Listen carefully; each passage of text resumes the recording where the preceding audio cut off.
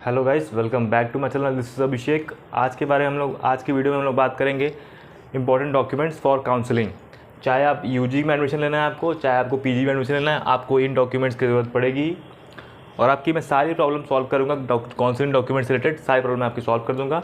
पूरी वीडियो को देखेगा, पूरे चांसेस आपके 100% डाउट आपके सॉल्व हो जाए। कुछ डाउट्स जो आपके बचेंगे पूरी वीडियो देखने के बाद तो ज़रूर कमेंट कर दीजिएगा, मैं उसका भी रिप्लाई करूँगा।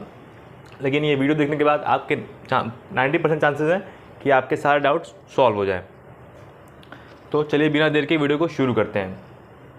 तो सबसे इम्पॉर्टेंट आज सबके पास होगा 10th के डॉक्यूमेंट्स, मतलब 10th के मार्कशीट सर्टिफिकेट्स, 12th के मार्कशीट सर्टिफिकेट्स। और अगर आप यूजी में एडमिशन लेना है तो आपको ये दोनों एकेडमिक से ये दोनों चीज़ चाहिए। और अगर आपको पीजी में एडमिशन लेना है तो मतलब तो आपको यूजी की मार्कशीट चाहिए, यूजी की मार्कशीट सर्टिफिकेट। और अगर आप अपीयरिंग है तो लास्ट सेमेस्टर जो भी आपके पास होगा रिजल्ट, उसको आप अपलोड कर सकते हैं, उसको आपको दिखाना होगा। ये हो गया एकेडमिक मार्कशीट्स। फिर उसके बाद आता है कास्ट सर्टिफिकेट। कास्ट सर्टिफिकेट किसके लिए चाहिए? SC candidates, ST candidates, OBC candidates, minority, EWS. और ये बहुत इंपॉर्टेंट बात ये नोट कर लीजिएगा, it should be verified from DM office. कहीं से भी आपने बनवाया हो, एसडीएम से बनवाया हो, तहसीलदार से बनवाया हो, कहीं से भी बनाया हो, कहीं से भी आपने बनवाया हो, नोट कर लीजिएगा, it should be verified from DM office and it is must. ये बहुत इंपॉर्टेंट है, ये नोट कर लीजिएगा। और अगर आपको एम्प्लॉय अवार्ड से आपको एडमिशन लेना है तो एम्प्लॉय अवार्ड सर्टिफिकेट चाहिए, आपके पेरेंट्स को पता होगा। और अगर बीएचयू स्टूडेंट सर्टिफिकेट, अगर आप मतलब बीएचयू से आपने पास किया है ग्रेजुएशन और आपको बीएचयू पीजी में एडमिशन लेना है तो आपको चाहिए BHU student certificate. BHU student certificate में क्या चाहिए होगा, जैसे आप बता सकते हैं, इनरोलमेंट स्लिप चलेगी आपकी, जो आपकी स्टूडेंट पोर्टल होती है बीएचयू की, जहाँ आपके हर सेमेस्टर के मार्क्स आते हैं, वहाँ से आप डाउनलोड करके इनरोलमेंट स्लिप लगा सकते हैं। और अगर अपीयरिंग है तो आप 5th सेमेस्टर का लगा सकते हो, क्योंकि 6th सेमेस्टर के पास होगा नहीं अभी, 5th सेमेस्टर तक का रिजल्ट आप लगा सकते हैं। जो भी आपका लास्ट सेमेस्टर होगा उसका रिजल्ट आपको लगाना होगा, वो आपका बीएचयू स्टूडेंट सर्टिफिकेट में काम कर देगा। ठीक है, ये हो गया। फिर इनकम सर्टिफिकेट आता है। इनकम सर्टिफिकेट चाहिए ओबीसी कैंडिडेट्स के लिए और ईडब्ल्यूएस के लिए चाहिए होता है, लेकिन ईडब्ल्यूएस का जो ईडब्ल्यूएस सर्टिफिकेट होता है उसको ही इनकम सर्टिफिकेट के रूप में ही एक्सेप्ट कर लेते हैं। लेकिन इनकम सर्टिफिकेट ओबीसी वालों को, कैंडिडेट्स को मस्ट है, उनको चाहिए ही चाहिए। Medical certificate for PWD candidates. और फिर ये सब हो गए आपके मेन डॉक्यूमेंट्स।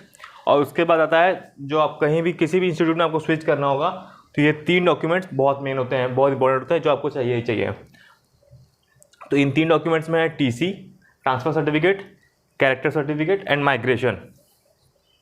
ये 3 आपको, जो लास्ट इंस्टीट्यूशन आप जहाँ से आपको छोड़ रहे हैं वो आप वहाँ से आपको मिल जाएगा।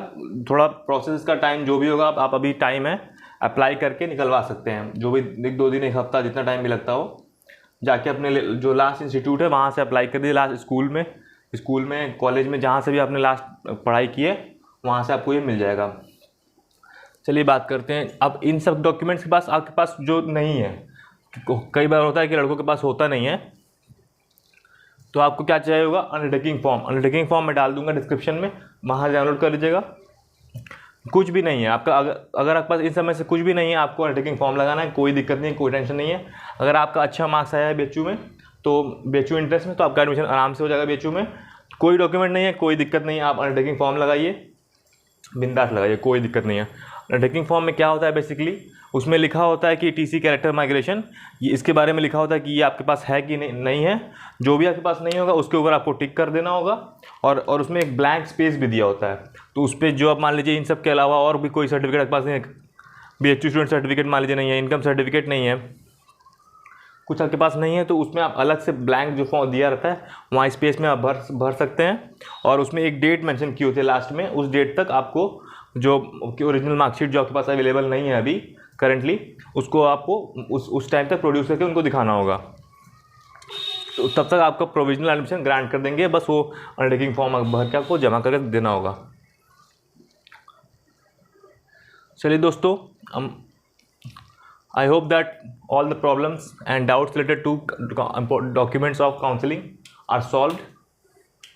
अगर कोई डाउट आपकी बची होगी तो कमेंट कर दीजिएगा, मैं उसके बारे में मैं डिटेल में, अगर मुझे पता होगा तो मैं तुरंत बता दूंगा, नहीं पता होगा तो मैं पता करके बताऊंगा। लेकिन आप बस कमेंट कर दीजिएगा, आपका डाउट सॉल्व हो जाएगा। यही था आज के वीडियो में। और टेंशन बिल्कुल मत लीजिए, कोई लोड नहीं है। अगर आपने अच्छा मार्क्स लाया है BHU का जो इंट्रेंस होता है, या NT, इस बार तो NTA CUET का हो रहा है, CUET NTA करा रही है, CUET UG भी और CUET PG भी। तो आपने अगर अच्छे से इंट्रेंस दिया है तो आपका BHU में एडमिशन आराम से हो जाएगा। कोई लोड नहीं, जरूरत नहीं है। बस आपको कोई डॉक्यूमेंट नहीं है, कोई दिक्कत नहीं है। आपको अंडरटेकिंग फॉर्म लगाइए, हर डॉक्यूमेंट के ला सकते हैं अंडरटेकिंग फॉर्म, कोई लोड नहीं लेना है। बस आप अच्छे से अगर आपने परफॉर्म किया है एंट्रेंस में तो आपका एडमिशन हो जाएगा। चलिए दोस्तों, यही था आज के इस वीडियो में। अगर आप चैनल पर नए हैं, चैनल को सब्सक्राइब कर लीजिए, बेल आइकन प्रेस कर दीजिए। मैं ऐसी शानदार अपडेट्स, वीडियोज़, इन्फॉर्मेशन लाता रहूँगा। चलिए bye bye, take care, all the best.